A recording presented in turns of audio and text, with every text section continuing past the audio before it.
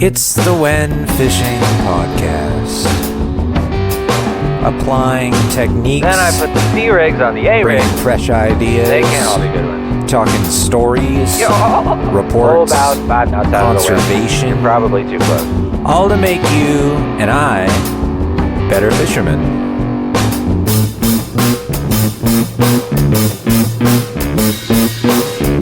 Hello. Welcome to the When Fishing Podcast. I am your host, Jeremy Rhoda. Today's an introductory because you don't know what the fuck you're listening to. It's a fishing podcast. Huh? Believe it or not. But what kind of fishing podcast, you may be asking? What a wonderful question. It's the what, the why, and the how. I am not going to tell you where, because fuck that. No way. No way. Not in this day and age. The when fishing is like the it's the presence of fishing. It's the adventure of it, and it's the tangents, as we've already been on. It's not like 2:35 on March 7th. No way, I'm not telling you that much. I'll lead a horse to water, but I ain't gonna put that water down his goddamn gullet. So yeah. It's gonna be this is a show about applying techniques and gathering information and researching and being a goddamn nerd and obsessing and putting it all together. I'll be putting it together my way, and hopefully you can apply some of that to your own strategery.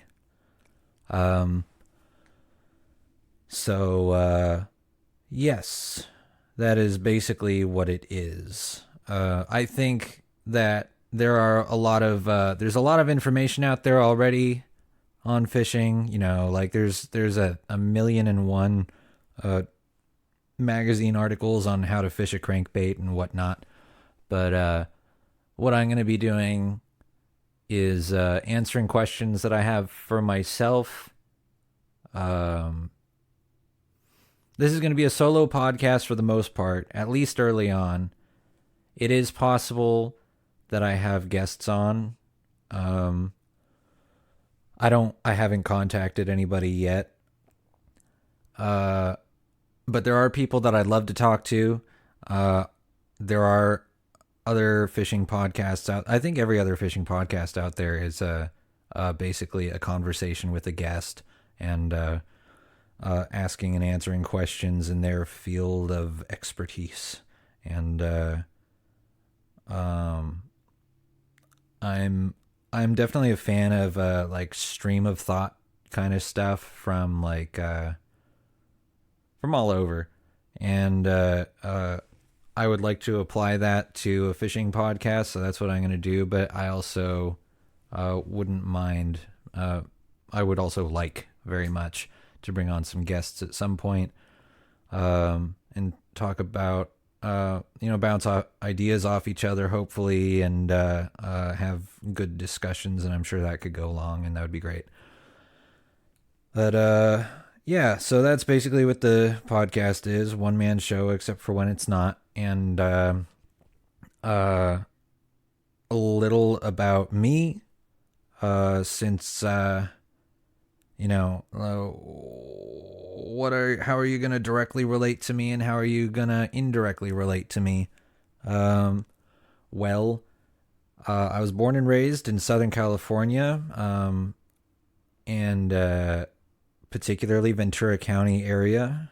Like Casitas. Yeah, that one. Good on you. I first started fishing when I was 5, and my dad took me out on the LEM is a sport boat out of Captain Hook's Sport Fishing. The LEM does not run anymore. I'd love to know where it is. I'm sure it's just in a shipyard somewhere. But yeah, so we went out on like a 3/4 day, like a 10-hour trip, looking for the sand bass, and probably out around like Port Hueneme Flats or Anacapa or some shit like that. And my dad tells me that I picked the ugliest swim bait in the tackle box, and before the boat was completely stopped, I dropped it down, pulled up a sand bass before we dropped anchor, and the rest is history. And yeah, so then I got super into it. I was stoked on it, and then we went, a couple times a year for most of my childhood and adolescence on the sport boats. And when I was about 7 or 8, I was having some kind of crying fit, and then my dad handed me a book by Dr. Milton Love called Probably More Than You Want to Know About the Fishes of the Pacific Coast. And it is a wonderful book. It's a book on, as you would have guessed, fishes of the Pacific Coast. Had little like scientific illustrations, and then it like had descriptions on each fish. I want to say there were around like 250 fish in the book, mostly relating to Southern California, some to like Northern Cal and the Pacific Northwest. And I just geeked out on that, and I'd just pick my dad's brain, and I'd just flip through each page and be like, "Hey, I ever caught that? What'd you catch it on? How big was it? Blah blah blah." And what's the biggest one you ever caught? And all that shit. And drove him absolutely up the wall, made him regret that, and just kept absorbing information through my childhood. We got into surf fishing, he and I, when I was about 10 or 11 or so, and thanks to scsurffishing.com, it is now defunct. It is a 404 if you're going to check it out. And ton of good information on there, and we got in on it at the beginning of it, and then it only bloomed and got big and made light tackle surf fishing in Southern California super duper popular. And I notice it's not really that popular right now. Maybe it's just my local area. I don't know. I know my area isn't it's not great, but I don't see too many fishermen, light tackle surf fishermen anymore. But so we got into surf fishing and like the barred surf perch and the yellowfin croaker and stuff like that. We were up in Ventura, so less what we would call exotics up there. It was mostly just perch and a few yellowfin croaker and very occasional halibut and almost no corbina. Although other guys had it dialed on the corbina up there. And then at the same time, I started biking up to the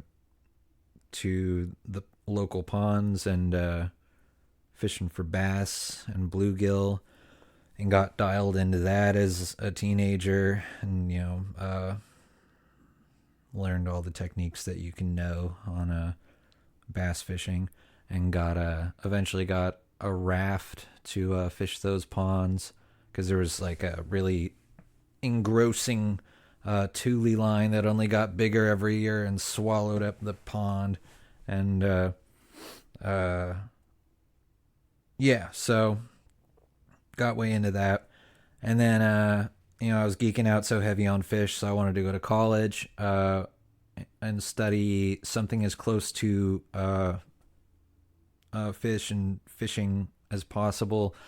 And so I eventually learned about a fisheries biology major that was available, and I'm presumably still available in Alaska, Delaware, Texas A&M, I think, and last but not least, where I chose, Humboldt State University, brah.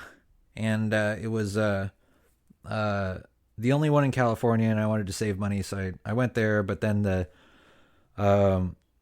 acceptance what their admission requirements were so it was pretty low. Like 2.8 GPA to get in or something like that. And when I learned about it, I was in like freshman year of high school, and I just finished up with like a 4.1 GPA, and so I was like, okay, I don't need to try anymore.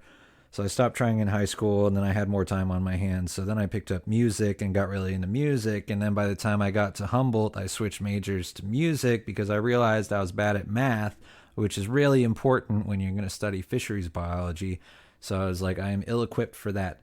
I just want to fish and maybe write about fish and talk fish, but I don't want to do calculus. So I didn't. And then I was just up in Humboldt State without a paddle, and I did not click there, so I dropped out after a couple of years, came back down to Southern California, continued on the surf fishing path, and got into shark fishing for leopards and shovel nose at first, and then got into seven gills and things like that, thanks to Prehistoric Soul Forum. Shout out Tom. And then from there, eventually I found a way to, I really wanted to get a boat, but I couldn't, it's a matter of storage and gas prices and all this shit. So eventually, I got another inflatable boat, but this one was more hardcore. It was a Saturn SK470 XL. It was a 15-foot narrow inflatable, 4 feet wide. I stuck a 6 horsepower on it, and I got it to fish like inshore, and then as soon as I realized how hardy it was, I started fishing a little further than inshore. Yeah, so I got that super fuel efficient, get like 15 to 30 miles a gallon, go about 10 knots thereabouts, and so I got heavy into fishing from the boat, and that's kind of where I'm at now.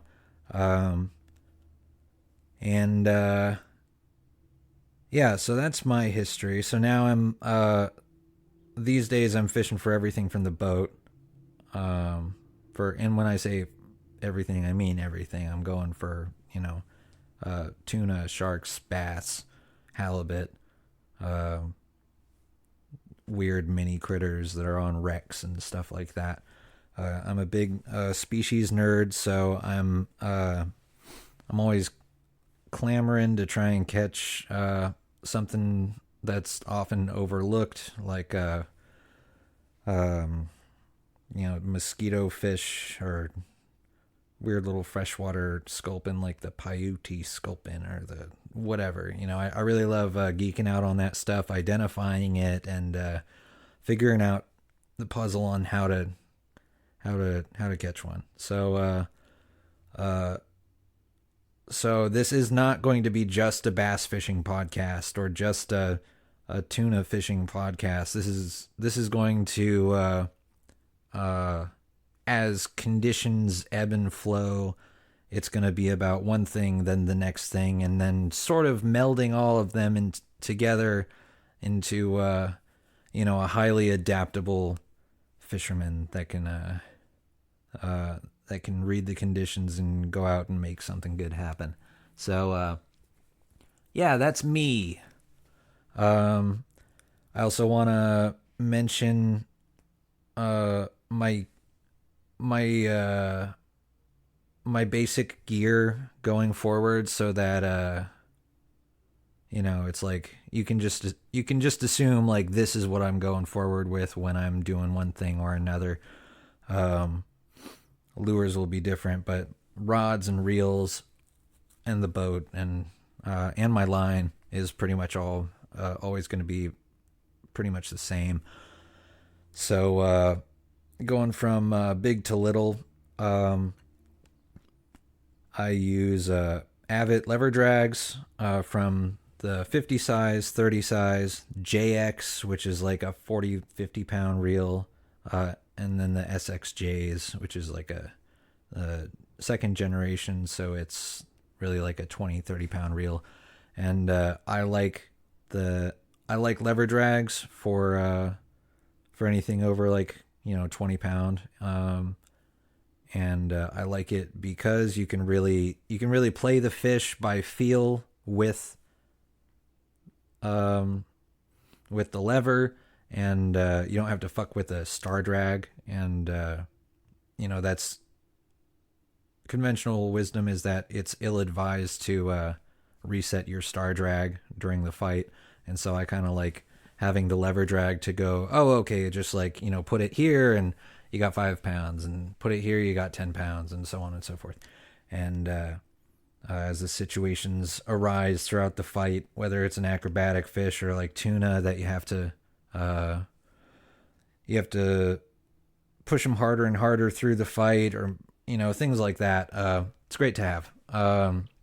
They're also, Avets are really solid casting reels, so I just don't see the need in star drag conventionals at that size. I don't have a problem with flipping the lever back and forth during a cast. Some people consider it to be too hard, and with a clutch reel, or with a clutch on a star drag, you can wear it out if you're engaging the reel against pressure. That's not good, and so I want to avoid things like that. I just want a fail-safe reel. And the Avet anti-reverse is great compared to other lever drags, because it has a little wire that goes over the top of the main drive shaft, and when the handle starts to turn backwards, it engages the dog and sets the dog into the ratchet gear every single time, compared to other reels that use either the what's it called, the clutch bearing, the anti-reverse bearing, which if it gets dirty, it can fail, or it can get stuck in the reel if you don't maintain it, or all sorts of weird shit. And then they also use the silent dog gear, which Avet, I suppose, technically do they?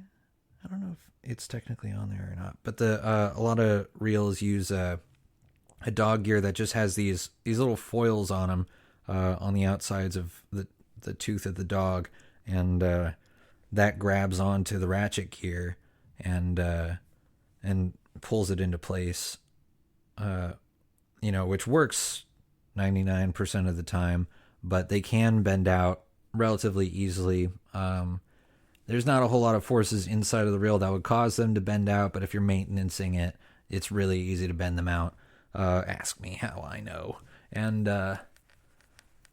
yeah, so I don't really trust those. I also like the big Avets, the EX series, are a spring dog anti-reverse. So like that's when you hear the clicking of the reel. That's the sound of a reel not busting your knuckles. So I like that. I know it's become like the thing to have a silent reel. But I don't trust it. I don't want that shit blowing up on me when I've got, 10, 20, or 20 pounds or more of drag on the reel. So, yeah. So there's all that. That's my spiel. If you don't like it, that is okay. A lot of people get, a lot of people make it work. I know some very, very, very, very excellent fishermen who use lever drags that are silent dogs and catch, huge tuna, and it works for them, and good for them. I'm glad their program works for them. I'm not here to tell you what to do. I'm here to tell you what doesn't work for me and why, and what does work for me and why. And yeah, so no soap boxes here, not in this apartment. No way. I get my soap individually packaged, not in boxes. Fuck that. But so yeah, that's my heavier gear.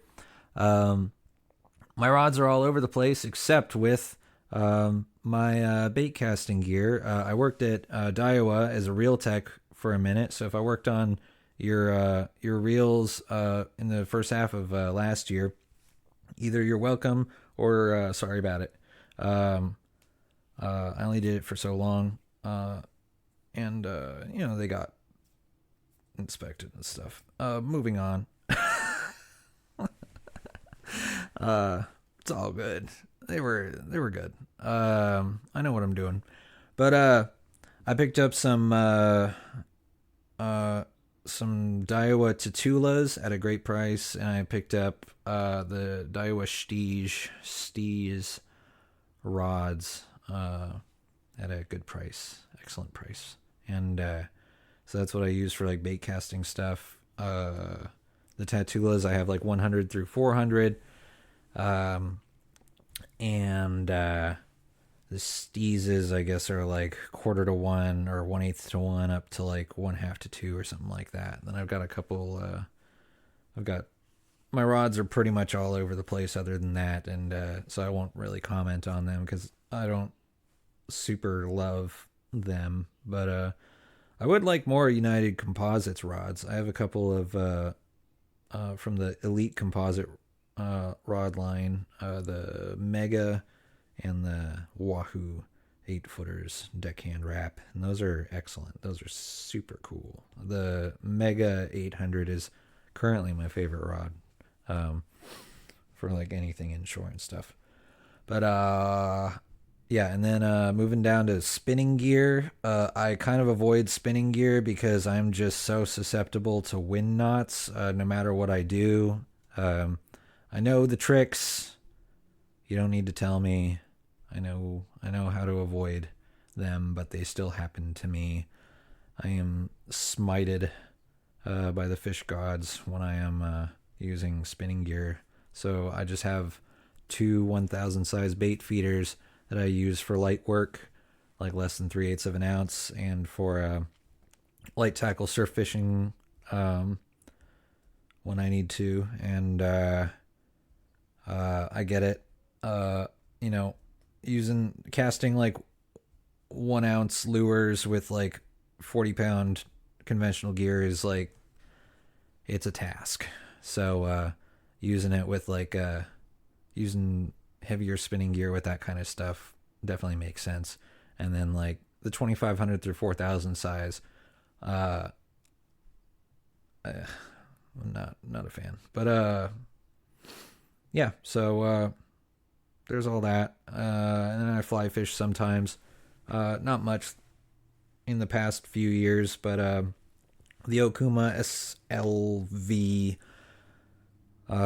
fly rods and reels are a pretty nice introductory setup. They have like reel drag and like nice crispy actions for what they are, and you can get like a rod and a reel for about $100, I want to say, and maybe a little more, 125, 130. But yeah, they're nice. They're better than like a Bass Pro introductory setup where like the drag is a little bit sticky and the rod is a little bit too noodly. But yeah, so there's all my shit. I'll go over. I just want to say I already talked about the boat, but for all the shit that I do in the boat, I just want to get it out there, get out in front of it now that when you're using an inflatable on the ocean, be careful and like take boating seriously no matter what boat you're in, and follow have all the Coast Guard certified shit that you need on your boat. Have a VHF radio that's properly charged and or like connected to the battery that it needs to be, and make sure your batteries are charged, and make sure you're in reception, and use personal locator beacons, and wear a life jacket when you're on your own, in a boat on a solo mission. Just basic shit. Yeah, because people look at me like I'm fucking insane because they see me like at the launch ramp and they go, "Oh, are you going to fish the breakwall?" And I'm like, "No, I'm going to the oil rigs." And they're just like, "What the fuck?" And I'm like, I take it seriously. Let's all chill. And it's all good. So I just don't want anybody to like point fingers because I seem to be like one of the only inflatables out in like Orange County, out on open water. So I don't want anybody but to point fingers at me and say, like, well, he did it, so I did it, and then I almost died. And it's like, well, like, just take heed. Read Chapman Piloting, Seamanship and Small Boat Handling by Elbert S. Maloney. Do it. Make sure you're serious about what you're doing. Gonna go Grubhub real soon. Maybe I'll jump back on this. But yeah, so that's all my gear. And it's all good stuff. Be safe. What you can expect for the next year, me talking about is saltwater inshore bass fishing. It's pretty akin to freshwater bass fishing. I won't be doing much freshwater bass fishing. I don't really care much for my options in Southern California. I much prefer, if I'm gonna freshwater fish, I would much prefer smallmouth or spotties to largemouth. Pound for pound, better, faster, stronger. And the saltwater bass are a lot like a smallmouth or a spotty in the way that they're built, and it's all pretty transferable as far as techniques and stuff like that. Just sometimes deeper water, stronger currents, stuff like that. Rockfish, ground fish out here. I really love the rockfish. It's so much variety and good eats and all that shit. It's not great out in Orange County, but I'm gonna keep going with it anyways. Pretty transferable to the East Coast stuff, especially. I know like Massachusetts or like New England has their pollock and their sea bass and all those shits. Halibut from the surf and from the boat takes a lot of patience to go for those. Threshers, I've gotten into them. I haven't hooked up yet, but they're around, and I am dead set on figuring those things out. Bluefin, dead set on figuring that shit out. Other pelagics, I won't name even what, but whatever comes through this year tends to be different from year to year. I'll be chasing them and talking about them. Sometimes maybe this year I'll talk some more about like other sharks like makos and blues, how to cook up a good blue shark, and surf fishing, light tackle surf fishing, maybe surf sharking, stuff like that. It's all fair game for me. And of course the micro critters, using number 10 hooks, number 24 hooks, all that shit, dropping down into creeks or onto wrecks or whatever, and maybe I'll get some people on the show like once a month or maybe at most, and see if they're available or willing to or what have you. But yeah, that's who I am. That's what I'm representing here. What the show is about. It's the brand. And I think there's a lot of value to be gained if you're an attentive fisherman to like transfer information from one fishery to the next, and that's really what I'm going to be doing a lot of So if it sounds, like you could get straight pitted on this information, then you should like and subscribe. And that's about it. You have a good one. This should be a weekly show. We'll see what happens. Have a good one. Thanks for tuning in.